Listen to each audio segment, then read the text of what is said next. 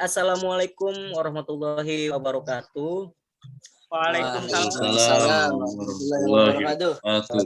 Salam sejahtera bagi kita semua. Alhamdulillah, puji syukur kehadirat Allah Subhanahu wa taala. Pada kesempatan yang berbahagia ini kami mata kuliah psikologi olahraga ingin membahas tentang agresivitas. Di mana mata kuliah ini didampingi oleh Ibu Apta Milsidayu, SPD, Kor, MOR. Kelompok 3 ini akan membahas agresivitas, di mana terdapat 6 anggota, diantaranya ada Muhammad Asnawi, saya sendiri Ridwan, Rizky Aditya Jumhana, M. Gilman, Irawan Saputra, dan juga Muhammad Fikri Abdullah. Untuk slide pertama, kami persilakan kepada Muhammad Asnawi untuk menjelaskan seputar tentang agresivitas. Waktu dan tempat kami persilakan. Baik, sebelumnya terima kasih pada Pak Ridwan untuk salam pembukanya. Silakan slide keduanya. Agresivitas merupakan tingkah laku yang memiliki maksud untuk melukai dan menyakiti orang lain, baik secara fisik atau verbal, sehingga menyebabkan kerugian dan kerusakan. Bahkan dapat memunculkan perilaku antisosial. Selanjutnya.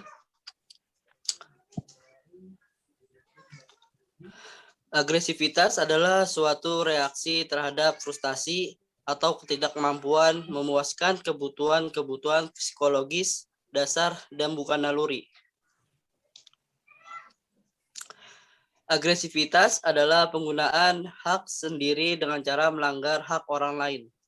Apabila pribadi yang agresif bertindak demi diri sendiri, dia melakukan hak itu dengan tidak menghina dan merendahkan orang lain.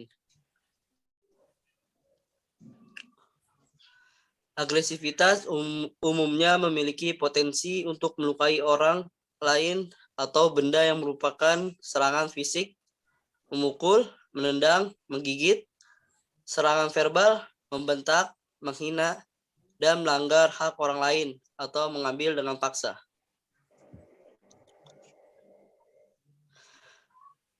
Berikut definisi dan pengertian agresivitas dari beberapa sumber buku. Menurut Kock-Karoh dan Murphy 1990, agresivitas adalah sebuah perilaku yang berhubungan dari mengamuk hingga melakukan tindakan kejahatan, termasuk marah, permusuhan, gampang marah, dan impulsif. Menurut Harding 2006, agresivitas adalah sebuah serangan tindakan yang merugikan, aktivitas yang tidak sopan, permusuhan, atau sikap mental yang dapat merusak.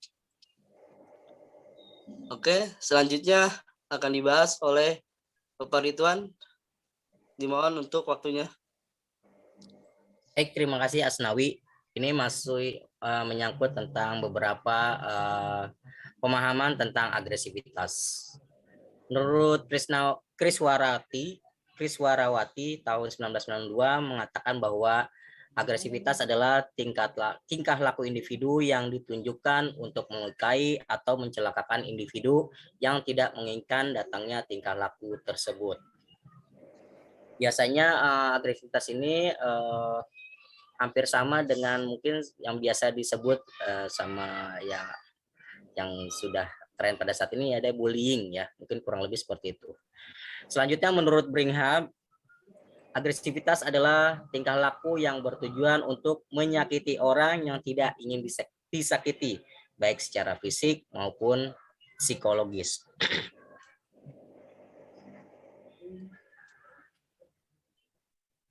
Menurut Dayaksini dan Hudania pada tahun 2006, agresivitas adalah suatu serangan yang dilakukan oleh organisme lain, objek lain, atau bahkan pada dirinya sendiri.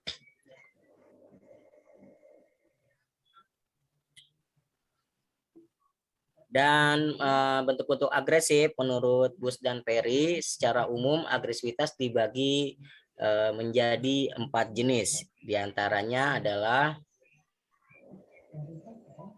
agresif fisik. ya adalah agresi yang dilakukan untuk melukai orang lain secara fisik. Hal ini termasuk termasuk memukul, menendang, menusuk, serta membakar dan lain sebagainya.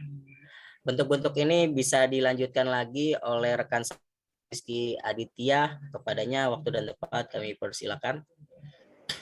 Ya, terima kasih Pak Ridwan. Saya akan membacakan slide berikutnya. Agresi verbal adalah agresi yang dilakukan untuk melukai orang secara verbal bila seseorang mengumpat, membentak, berdebat, mengejek, dan sebagainya. Orang itu dapat dikatakan sedang melakukan agresi verbal. Marahan hanya berupa perasaan dan tidak mempunyai tujuan apapun. Contoh, seorang dapat dikatakan marah apabila dia sedang merasa frustasi atau tersinggung. Kebencian adalah sikap yang negatif terhadap orang lain karena penilaian sendiri yang negatif. Contohnya adalah seorang curiga kepada orang lain karena orang lain tersebut baik dan lain sebagainya. Slide selanjutnya. Sedangkan menurut Iswarawati 1992, agresivitas fisik dan verbal terdiri dari 8 bentuk, yaitu sebagai berikut. Agresi fisik aktif langsung. Tindakan agresi fisik yang dilakukan individu atau kelompok dengan cara berhadapan secara langsung dengan individu atau kelompok lain yang menjadi targetnya dan terjadi kontak fisik secara langsung.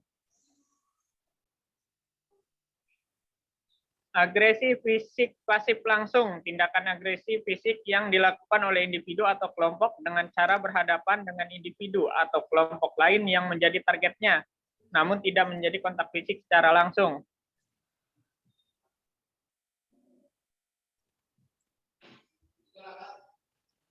Agresi fisik tidak aktif tidak langsung, tindakan agresi fisik yang dilakukan oleh individu atau kelompok lain dengan cara tidak berhadapan secara langsung dengan individu atau kelompok lain yang menjadi targetnya. Untuk selanjutnya bisa diteruskan oleh rekan saya. Terima kasih, waktu dan tempat saya persilakan.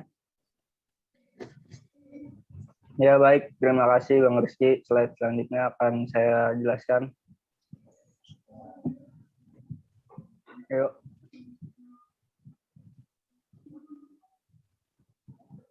Udah diganti, Pik? Udah. Mulai. Agresi fisik pasif tidak langsung, yaitu tindakan agresi fisik yang dilakukan oleh individu atau suatu kelompok dengan cara tidak berhadapan dengan individu atau kelompok lain yang menjadi targetnya dan terjadi kontak fisik dan tidak terjadi kontak fisik secara langsung.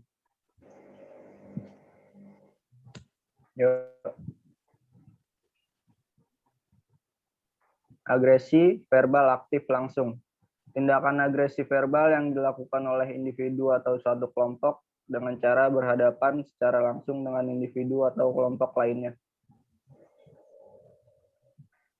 Agresi verbal pasif langsung, yaitu tindakan agresi verbal yang dilakukan oleh individu atau suatu kelompok dengan cara berhadapan dengan individu atau kelompok lain namun tidak terjadi kontak verbal secara langsung.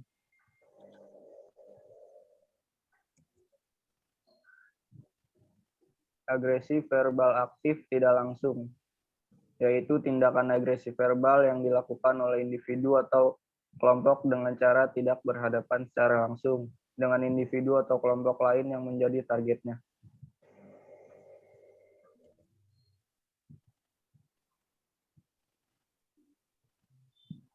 Agresi verbal pasif tidak langsung, yaitu tindakan agresi verbal yang dilakukan oleh individu atau kelompok.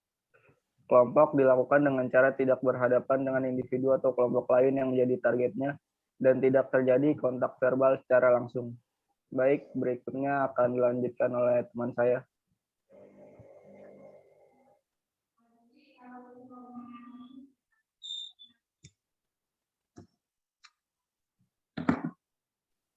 Ya, kita lanjut. 6 hal berikut demi mencegah perilaku agresi pada anak. Yang pertama, tetap tenang. Ketika seorang anak mengekspresikan banyak emosi dan orang tua menghadapinya dengan emosi, agresi anak akan semakin meningkat. Sebagai gantinya, cobalah untuk memberi contoh cara mengatur emosi pada anak. Ajak anak menarik napas, duduk, Lalu setelah agak tenang, ungkapkan apa keinginannya. Lanjut. 2. Jangan menyerah pada tantrum. Ketika anak mulai menunjukkan perilaku tantrum, jangan menyerah. Beri waktu agar anak lebih tenang dan memeluknya. Jangan langsung menuruti kemauan anak ketika ia tantrum di tempat umum. Cara ini mengajari anak jika apa yang diperbuatnya merupakan perilaku yang tidak pantas. Lanjut. 3. Hargai perilaku baik anak. Hargai perilaku yang baik, bahkan ketika anak kita tidak melakukan apapun yang luar biasa. Misalnya, saat sang anak kita ajak menghadiri makan malam dan ia tak menyebabkan masalah. Katakan, Mama sangat suka. Bagaimana kamu bersikap saat makan malam? Lanjut.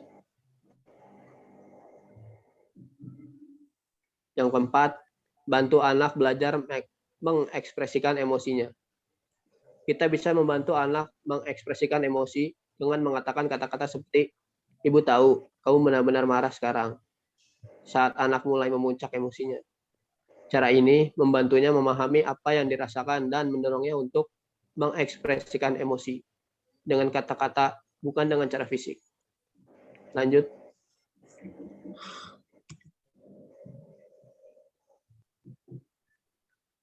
Yang kelima, ketahui pola anak identifikasi pemicunya. Langkah ini bisa kita lakukan dengan mengidentifikasi kapan si kecil biasanya mengalami tantrum. Misalnya, jika hal itu terjadi setiap pagi sebelum sekolah. Berusaha menyusun rutinitas pagi. Uraikan tugas menjadi langkah sederhana dan beri peringatan waktu. Seperti, kami akan berangkat dalam 10 menit. Tetapkan sasaran. Seperti membuat ke sekolah tepat waktu. Selama 4 hari dari 5 hari. Kemudian berikan hadiah pada anak ketika dia memenuhi tujuan tersebut. Selanjutnya akan dilanjutkan oleh teman saya, Fikri Abdullah. Oke, terima kasih kepada Bang Gilman. Lanjut. Yang keenam, temukan imbalan yang sesuai, jangan fokus pada hadiah berupa materi atau uang. Sebagai gantinya, cobalah memberi hadiah seperti setengah jam waktu khusus bersama ibu atau ayah, ajak anak makan menu favoritnya, atau menonton film bersama. Jika anak sedang belajar untuk mengendalikan diri, gabungkan strategi ini dalam pola pengasuhan untuk membantunya mengendalikan perilaku agresif. Jika situasinya tampak tidak terkendali, ingatlah bahwa kita bukan satu-satunya yang berjuang dengan perilaku anak. Jangan sungkan untuk meminta bantuan psikolog anak untuk memecahkan masalah emosional dan perilaku. Habis. Terima kasih rekan-rekan sudah memberikan sedikit pengertian atau pemahaman atau penjelasan tentang seputar agresivitas. Dan perlu diketahui juga bahwa ini tambahan ya Bapak dan Ibu Apta, bahwa agresivitas sering juga terjadi dalam kegiatan olahraga, terutama di lingkungan sekolah pada usia anak sekolah dasar. Ini sering sekali terjadi dan biasanya pengelompokan ya, sehingga timbul terjadinya bullying atau adanya perpecahan atau permusuhan. Nah, untuk itu kami dari para calon guru ini ingin sekali banyak arahan dan bantuan dari Ibu Apta bagaimana mencari solusi dan bagaimana cara menangani kasus seperti agresivitas ini. Dan semoga materi-materi yang sudah kita sampaikan juga berguna dan bisa menambah wawasan kita semua dan bisa kita pergunakan dengan baik. Dan akhirnya kami dari kelompok 3 mengucapkan terima kasih kepada Ibu Apta telah menyempatkan waktunya untuk melihat presentasi kita ini. Akhirnya saya tutup. Terima kasih. Wassalamualaikum warahmatullahi wabarakatuh. Waalaikumsalam warahmatullahi wabarakatuh.